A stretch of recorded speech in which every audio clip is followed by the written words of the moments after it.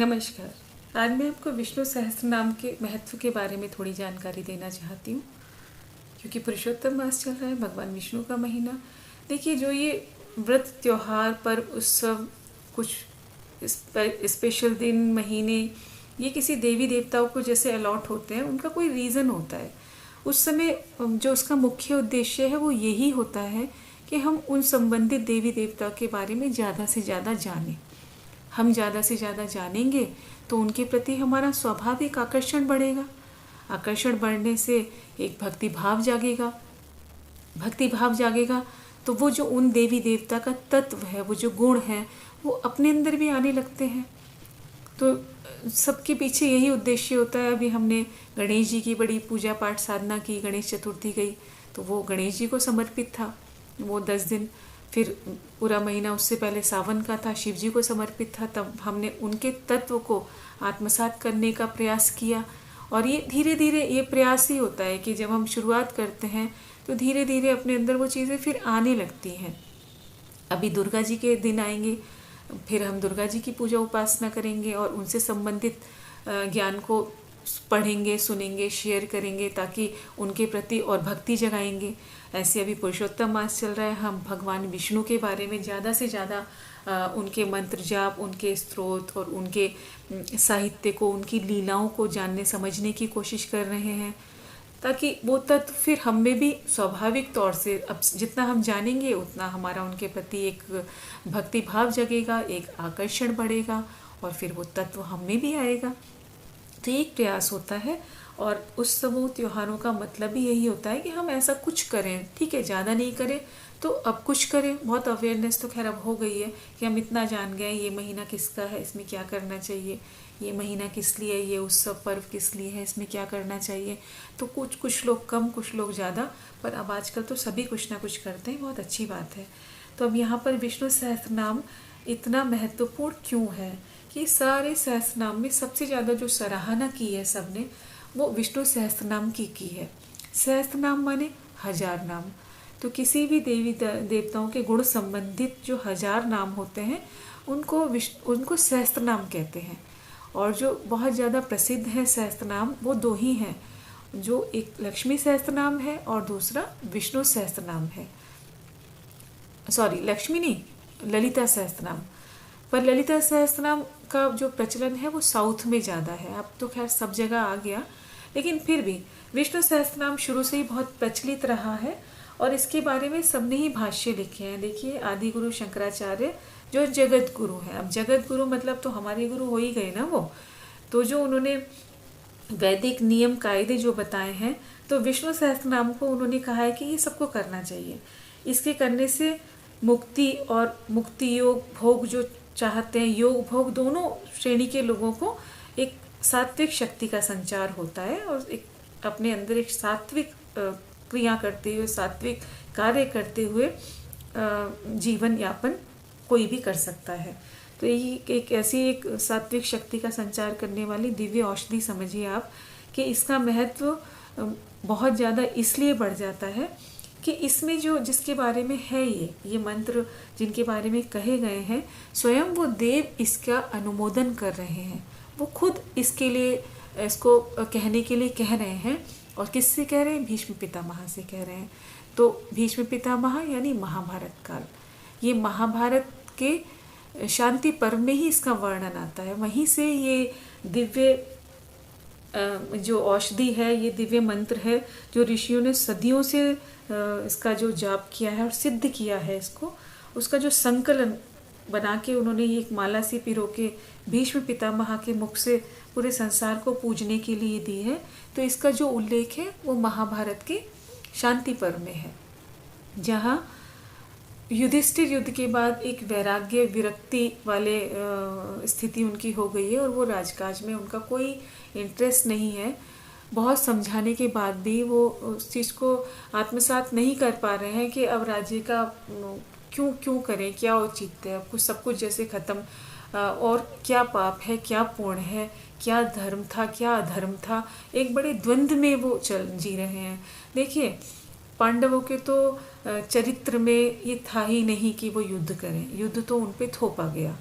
जो अच्छे लोग होते हैं ना, वो हमेशा सर्कमस्टांसेस से, परिस्थिति में, वो एक शांत वाला रास्ता, एक शांति संधि वाला चाहते हैं। पर जब बिल्कुल ही सर से ऊपर निकल जाती है चीज़ें, तब उनको कूदना पड़ता है युद्ध में, और फिर वो आहत भी होते हैं, माना वो जीत भी जाएं, पर वो बहुत परेशान होते हैं, क्योंकि उनके नेचर में नहीं है वो लड़ना झगड़ना, वो उनके नेचर में नहीं है। पर अगर करना पड़े किसी कारणवश तो ठीक है, फिर वो जीतेंगे तो है ही, क्योंकि धर्म ही भगवान तो धर्म की ही रक्षा करते हैं ना। जीत तो हमेशा जो सही है उसी की होगी, पर संघर्ष जो सही है उसी का ज़्यादा होगा। आप इतिहास उठा के देख लें तो राम रावण के युद्ध में देख लीजिए, राम ने कितना संघर्ष किया। कृष्ण और कंस, कृष्ण तो बचपन से ही संघर्ष करते रहे। तो ये होता है, और ये प्रारब्धवश होता है, कोई ना कोई वजह होती है। अब ईश्वर का तो प्रादुर्भाव ही धर्म की स्थापना के लिए हुआ, वो तो आए इसीलिए थे, तो युद्ध तो होने ही था। जब अधर्म बहुत बढ़ गए तो श्री कृष्ण ने कहा है ना कि जब जब होए धर्म की हानि, मैं हमेशा अवतार लूँगा और धर्म की स्थापना करूँगा। तो यहाँ अर्जुन को वो बहुत समझाते हैं, और अर्जुन को कुछ औचित्य नज़र नहीं आ रहा है इस युद्ध में उतरने का। वो कहते हैं कि इस युद्ध में मिलेगा क्या, इसमें हम अपने बड़ों को भी मार देंगे, छोटों को भी मार देंगे, माना हम जीत गए, तो फिर उस जीत का फ़ायदा क्या, उस जीत से हासिल क्या होगा, जिसमें हमारे अपने ही की मृत्यु का कारण हम बनेंगे। तो उस युद्ध में, वैसा युद्ध मुझे नहीं करना। कृष्ण के बार बार समझाने पर भी अर्जुन युद्ध के लिए तैयार ही नहीं होते। और फिर आपने भी देखा होगा महाभारत में, वो जब युद्ध कर भी रहे हैं तो बस वो डिफेंसिव, वो डिफेंड कर रहे हैं, वो तीर उस तरीके से नहीं चला रहे हैं जैसे एक क्षत्रिय और जितना वो सक्षम योद्धा थे उस तरीके से वो युद्ध नहीं कर रहे हैं। उन्होंने युद्ध कब किया? उन्होंने युद्ध तब किया जब उनको पता चलता है कि अभिमन्यु को चक्रव्यूह की रचना करके उन बड़े और छोटों ने ही मार दिया, जिनके प्रति वो ये भाव पाले हुए थे कि मैं इन पे कैसे वाण चलाऊं। तो वो जो भाव है उसने उनको मोटिवेट किया कि जब इन्होंने मार दिया तो अब ठीक है, तब वो लड़े हैं खुल के, जैसे एक लड़ना चाहिए युद्ध उस तरीके से। अब लेकिन क्योंकि नेचर में नहीं था ना, उनकी आत्मा नहीं गवाही दे रही थी इस चीज़ की कि हम युद्ध करें, अपनों को मारें। अब युधिष्ठिर को बहुत वैराग्य हो गया जब उनको पता चलता है कि कर्ण जो उनके बड़े भाई थे और वो इस युद्ध में मारे गए और उनकी मृत्यु का कारण बने स्वयं पांडव। तो यहाँ तक कि वो माता कुंती से भी थोड़ा सा उनको वो नाराज़ हुए, उनको बुरा लगा, और उन्होंने समस्त स्त्री जाति को ही एक शाप दिया कि स्त्री अब कोई राज नहीं रख पाएगी। तो वो कहते हैं कि स्त्री के पेट में कोई बात नहीं पचती। तो ये महाभारत काल के समय से एक ये कहावत चली है कि ये शाप युधिष्ठिर ने दिया था स्त्री जाति को, बहुत आहत होकर। अब सब समझा रहे हैं युधिष्ठिर को, पर युधिष्ठिर की समझ में ही नहीं आ रहा है और वो बिल्कुल वैराग्य में है, वो राजकाज नहीं करना चाहते।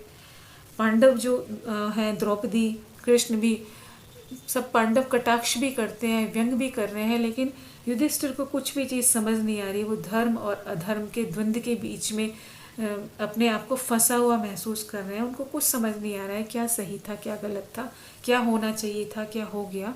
अब फिर इसके लिए श्री कृष्ण भीष्म पितामह जो शरशय्या पर लेटे हुए सूर्य की उत्तरायण होने की प्रतीक्षा कर रहे हैं। जो दिव्य पुरुष होते हैं ना, उनकी सांसों की डोर उनके हाथ में होती है और वो जानते हैं कि समय कब अनुकूल है और कब प्राण त्याग करना चाहिए। तो उत्तरायण को के जो सूर्य है, इसमें जो सिद्ध पुरुष होते हैं वो उत्तरायण के सूर्य की प्रतीक्षा करते हैं और सूर्य के उत्तरायण होने पर वो मुक्त हो जाते हैं। तो भीष्म पितामह लेटे लेटे सूर्य के उत्तरायण की प्रतीक्षा कर रहे हैं और कृष्ण जी उनसे कहते हैं कि आप युधिष्ठिर को उपदेश दें। तो भीष्म पितामह कहते हैं कि इस विक्षिप्त सी अवस्था में मेरे सारे शरीर में बहुत व्यथा है, पीड़ा हो रही है, मैं तो बिंधा हुआ हूँ बाणों से। ऐसी अवस्था में मैं पांडवों को उपदेश कैसे दे सकता हूँ। अब देखिए यहाँ पे दो चीज़ थी, कृष्ण को माध्यम बनाना ही था, भीष्म पितामह को चाहते तो वो ये उपदेश खुद ही दे देते ना, लेकिन उनको माध्यम बना, ये उपदेश उनको भीष्म पितामह के मुख से ही दिलाना था। हम जानते हैं कि भीष्म पितामह कोई साधारण मनुष्य तो थे नहीं। बृहस्पति और शुक्राचार्य से उन्होंने ज्ञान लिया था। बृहस्पति जो देव गुरु हैं, शुक्राचार्य जो दैत्य गुरु हैं। तो ऐसे महान ज्ञानी भीष्म पितामह के मुख से वो ये ज्ञान सारे संसार को देना चाहते थे। युधिष्ठिर माध्यम बने और ये हमारे पास उन दिव्य मंत्रों की जो माला है हमारे पास आई। अब इसके बारे में मैं आपसे दो चीज़ कहना चाहूँगी कि इसकी दो पूजाएं होती हैं। देखिए इसमें क्या हुआ कि जब श्री कृष्ण ने कहा युधिष्ठिर से उपदेश देने के लिए, तो जो उपदेश है वो साधारण नहीं है, वो इस लोक का लोक, परलोक, भौतिक, आध्यात्मिक ज्ञान का अतुलनीय भंडार है और उसी भंडार का एक अंश मात्र है ये विष्णु सहस्रनाम, या कहें कि उस भंडार का सर्वोत्कृष्ट दिव्यांश है ये विष्णु सहस्रनाम। तो ये इसका महत्व इसलिए बहुत ज़्यादा बढ़ जाता है कि इसमें जो है, जो श्रोता है, श्रोता कौन है? पांडव। जो पृच्छक है, जो प्रश्न कर रहा है, वो है युधिष्ठिर। और जो उपदेशक है, जो उपदेश दे रहे हैं, वो है भीष्म पितामह। और अनुमोदन यानी कि जिनके गुणों की ये, और जिनको मालूम है कि ये एक बहुत औषधि का कार्य सबके लिए करेगी, जो इन अवस्थाओं से, इन व्यथाओं से जीवन जी रहे हैं किसी भी वजह से, उन सबके लिए एक औषधि बनेगी। तो कृष्ण माध्यम बन रहे, भीष्म पितामह को माध्यम बना रहे हैं कृष्ण, और सबके लिए ही करने के लिए कह रहे हैं कि हर मनुष्य को करना चाहिए। क्योंकि देखिए कलयुग में प्राणी पापरत तो होगा ही, क्योंकि कलयुग है भाई। पाप तो हो ही सकते हैं, मन से, नाम, मन, वाणी, कर्म, वचन, किसी भी तरीके के पाप। अब चाहे वो इच्छा से किए जाए या प्रारब्धवश किए जाए, पर कुछ पाप होना बड़ा स्वाभाविक है।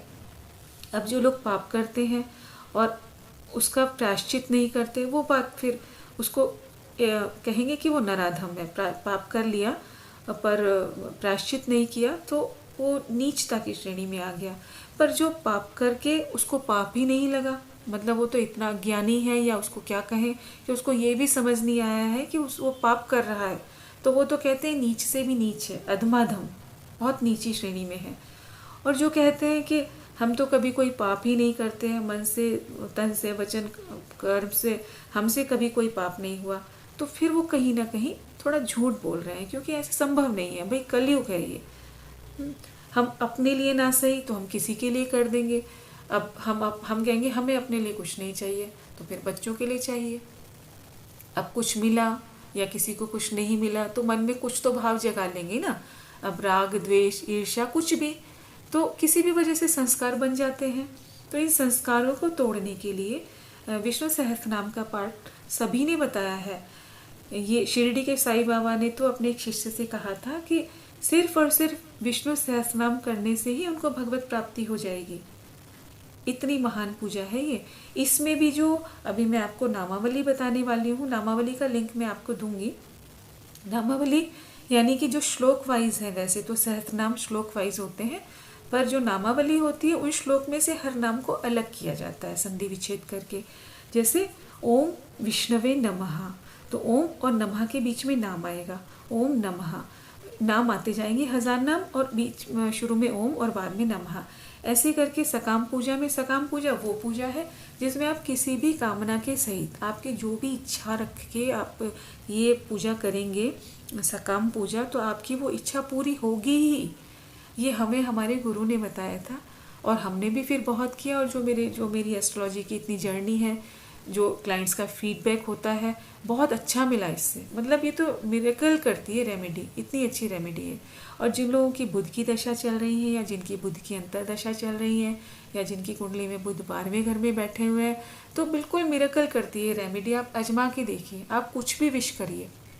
और ये तो अधिक मास है ना, तो अधिक मास मतलब अधिक अधिक। आप कुछ भी करेंगे, थोड़ा करेंगे, आपको क्या मिलेगा? अधिक अधिक, है ना। तो इसमें तो आप करके देखिए, आजमाइए। जो सकाम कर रहे हैं वो सकाम करिए, जो निष्काम कर रहे हैं वो श्लोक वाइज भी कर सकते हैं। और ये महापूजा को भी जो सकाम वाले करेंगे वो तो इलायची दाना या तुलसी पत्ते के साथ करेंगे।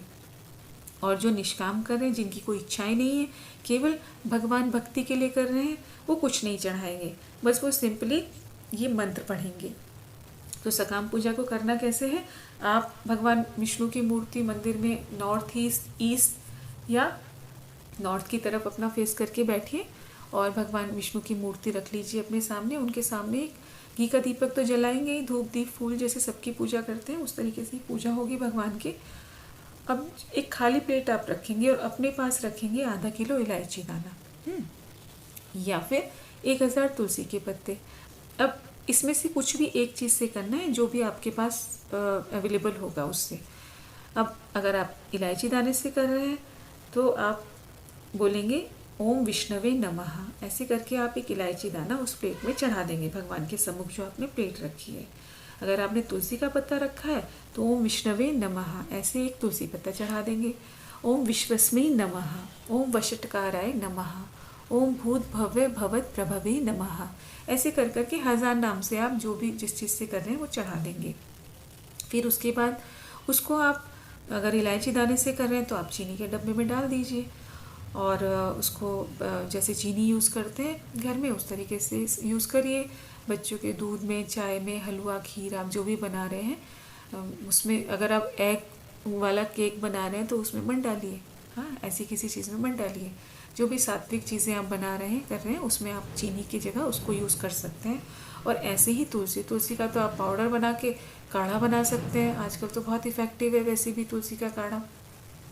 चाय में कैसे भी पानी में डाल सकते हैं और फिर छान के पानी को पी सकते हैं, ऐसे आप कैसे भी कर सकते हैं। और ये तुलसी वाला और ये इलायची दाने वाला ये तो सकाम पूजा केवल आपको हफ्ते में 1 बार करना है, और जब तक आपकी इच्छा पूरी नहीं हो जाती तब तक करना है। और निष्काम पूजा का तो आप नियम बना लीजिए कि अगर आप डेली कर लें, आप कर नहीं पाए कोई प्रॉब्लम नहीं है। शुरू में पढ़ना मुश्किल होता है तो आप सुनिए, शुरू में तो आप सुनिए, इसको सुन के धीरे धीरे उन शब्दों से आप फैमिलियर हो जाएंगे, आपको समझ में आने लगेंगे शब्द, तो फिर उसके बाद आप पढ़ने भी लगेंगे। पर शुरू में पढ़ना नहीं है, जो लोग पढ़ सकते हैं, पढ़ा है कभी, वही पढ़ें। पर जो लोग नहीं पढ़ा है कभी, वो सिर्फ सुनिए। सुनने के भी बहुत फल है, आपके कानों में जा रहा है ना, सुनने से आप कितना अच्छा एक कर्म बना रहे हैं, संस्कार बना रहे हैं। तो और अगर आप सुबह ऑफिस जा रहे हैं तो आप अपना डेली का रूटीन कर रहे हैं, आपने मोबाइल पे लगा दिए, आप सुनते रहिए। तब भी आप नहीं कर पाए तो आप ऑफिस जा रहे हैं, आपने बस कार में मोबाइल पे लगा दिया, आप सुनते जाइए। अब भी नहीं सुन पाए, वापस आ रहे हैं तो शाम को सुन लीजिए। तब भी नहीं सुन पाए तो रात को सोने से पहले सुन लीजिए। रात को सोने से पहले सुन लेंगे तो फिर तो आपकी निद्रा योग निद्रा हो जाएगी, उन्हीं भगवान के उन्हीं भावों के साथ आप भी सोने चले जाएंगे। तो वो तो फिर निद्रा थोड़ी है, फिर तो योग निद्रा है। मतलब कहने का है कि आप कैसे भी करके इसको करिए, और फिर आप अपने जीवन में इसके चमत्कार देखिए कि जीवन में एक ऐसा सहजता, माधुर्य स्वाभाविक रूप से आने लगते हैं। और जो जीवन के द्वंद्व है ना, जो युधिष्ठिर के मन में भी चले कि क्या सही है, क्या गलत है, क्या होना चाहिए था, क्या हो गया, उनको धर्म और अधर्म के बीच में झूल रहे हैं वो। ऐसे हम सब भी लाइफ में हमारी ऐसी परिस्थितियाँ आती हैं कि किसी कारणवश कुछ डिसीज़न ले नहीं पाते हैं, जो समझ में नहीं आते हैं कि क्या सही था, क्या गलत था। तो ऐसे सब द्वंद्व से निकाल के ये आपको एक रास्ता दिखाता है, जो पिक्चर है उसको साफ करता है आईने की तरह। देखिए, विष्णु सहस्रनाम करने से ना अंदर की प्रतिभा निखर जाती है। तो विष्णु सहस्रनाम करने से जिसकी जो प्रतिभा है वो निखर के आ जाती है। जैसे दही मथने से मक्खन अपने आप निकल के आता है ना, मक्खन तो उसी में है। सबके अंदर कुछ ना कुछ प्रतिभाएं हैं, पर उसको मथना पड़ता है। तो ये जो मंथन है, ये जो है ना, ये बिलोई का काम करता है विष्णु सहस्रनाम। ऐसा हमको हमारे गुरु ने कहा और हमने इसको आजमाया। आप भी आजमा के देखिए, आप सकाम पूजा भी करके देखिए। जैसे अभी यूपीएससी का एग्ज़ाम होने वाला है, बहुत टफ एग्ज़ाम है। उन बच्चों को मैं कहूँगी कि अगर बच्चे नहीं कर पा रहे हैं तो उनके माँ बाप करें।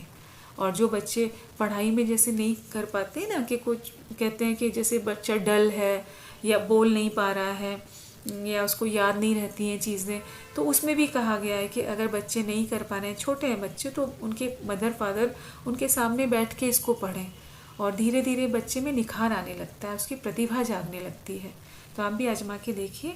और ये दिन बहुत अच्छे चल रहे हैं, बल्कि इसमें भी अभी देखिए अक्टूबर का जो महीना है ना, पुरुषोत्तम मास के जो बचे हुए दिन हैं, इसमें इतने सारे सर्वार्थ सिद्धि योग पड़ रहे हैं। सर्वार्थ सिद्धि यानी जो भी आप करेंगे उसमें सिद्धि मिल जाएगी। जिस भी कामना से आप इस पूजा को करेंगे उस कामना में, उसमें आपको सिद्धि मिल जाएगी। सर्वार्थ सिद्धि योग है, तो उन दिनों में आप कर सकते हैं। आप बुधवार के दिन कल कर सकते हैं, बहुत अच्छा है। और इस महीने में आप कभी भी कर सकते हैं। सकाम पूजा हुई और ये दूसरी पूजा तो करनी ही है आपको 15 दिन तक। इसको मोबाइल में 20 मिनट लगेंगे सुनने में, आप बस सुन लीजिए और फिर देखिए आपको कितना अच्छा लगेगा। एक कहते हैं ना, इसका फिर आपको आदत पड़ जाएगी, आपके दिन की शुरुआत ही नहीं होगी। वैदिक धर्म में बताया गया है कि पंचदेव उपासना करनी ही चाहिए हम सब लोगों को। पंचदेव में गणेश भगवान है। अभी गणेश चतुर्थी गई तो हमने गणेश भगवान जी के बारे में काफ़ी कुछ जाना, पढ़ा, समझने की कोशिश की।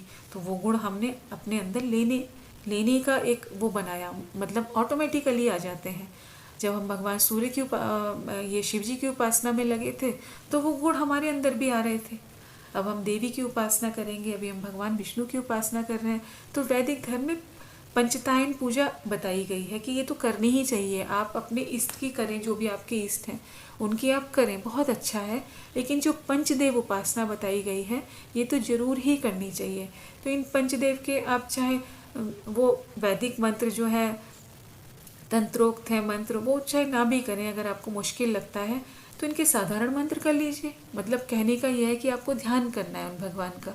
तो गणेश जी का जो मंत्र सबको आता है, ये तो बहुत सिंपल है ना, वक्रतुंड महाकाय सूर्यकोटि समप्रभा निर्विघ्नं कुरु मे देव सर्व कार्येषु सर्वदा। ऐसे आपने दिन की अब शुरुआत करेंगे भगवान गणपति को याद करके। तो पंचदेव उपासना में एक तो गणपति भगवान हो गए, शिव जी हो गए, तो ओम नमः शिवाय मंत्र हो गया शिव जी का। फिर दूसरा आपकी दुर्गा माँ है, तो सर्व बाधा विनिर्मुक्तो धन धान्य सुतान्विता मनुष्यो मत प्रसादीन भविष्यति न संशय। और ये शायद अगर थोड़ा मुश्किल लगे तो आप ये कर सकते हैं, सर्वमंगल मांगल्ये शिवे सर्वार्थ साधिके शरण्ये त्र्यंबिके गौरी नारायणी नमस्तुते। ये तो सबको आता है। फिर भगवान विष्णु है, भगवान विष्णु का तो ओम नमो भगवते वासुदेवाय। और भगवान सूर्यदेव हैं, ओम सूर्याय नमः, ओम आदित्याय नमः। तो ऐसे ही जो पंचदेव है ना, इनके पांचों के मंत्र डेली करने ही चाहिए। दिन की शुरुआत ही ऐसे करनी चाहिए 5 देवों की पूजा से। ये पंच है, होता है ना कि पंचों की राय, तो बस समझ लीजिए ये पंचदेव है, इनकी राय से चीज़ें होती हैं। तो ये कर लिया आपने 5 देवों के जो सिंपल से मंत्र है। ये मैं अगली वीडियो में दे भी दूंगी, आप कौन जो आपको मंत्र अच्छे लगे उनसे कर लीजिए आप। और एक विष्णु सहस्रनाम कहते हैं कि बस फिर कुछ और करने की ज़रूरत नहीं है। विष्णु सहस्रनाम का एक और बहुत अचूक उपाय है, थोड़ा वो लंबा हो जाएगा वीडियो, तो मैं फिर किसी नेक्स्ट वीडियो में बनाऊंगी उसको, कि आपकी जो दशा के हिसाब से और आपकी लग्न के हिसाब से कौन सा श्लोक विष्णु सहस्रनाम का सिर्फ और सिर्फ आपके लिए बना है, जिसको करने से आपके लिए आपको बहुत बेनिफिट मिलेगा उसका ना। और आपको उतना ही काफ़ी है, आप विष्णु सहस्रनाम कर लिए और आपने वो जो आपको श्लोक है वो कर लिया, फिर आपने चाहे कुछ और किया नहीं किया। और ये पंचतायन पूजा, इसमें तो कुछ है ही नहीं, 5 श्लोक 2 मिनट लगेंगे बस। तो इतना करिए, आपका दिन शुभ हो। धन्यवाद।